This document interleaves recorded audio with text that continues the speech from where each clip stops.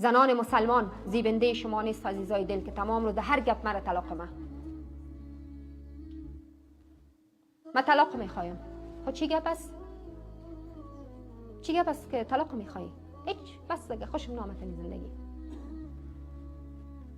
باز از یک سو دیگه گپا هم تحمیل شده میره، گپا هم تلقین شده میره. خوش هستی زندگی کو، خوش نیستی زندگی نکو، طلاق خواست.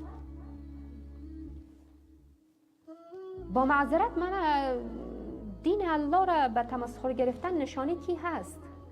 مؤمن خوی کارا را نمیکنه.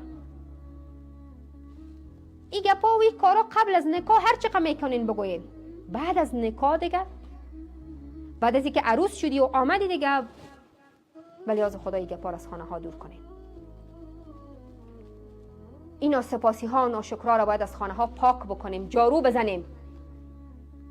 نه زن بگویه من طلاق میخواهم، نه مرد بگویه تمام رو 3 سنگ طلاق هستی.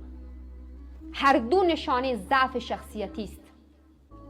مرد واقعی با غیرت ناموس خود به گپا بر خود حرام نمیسازه.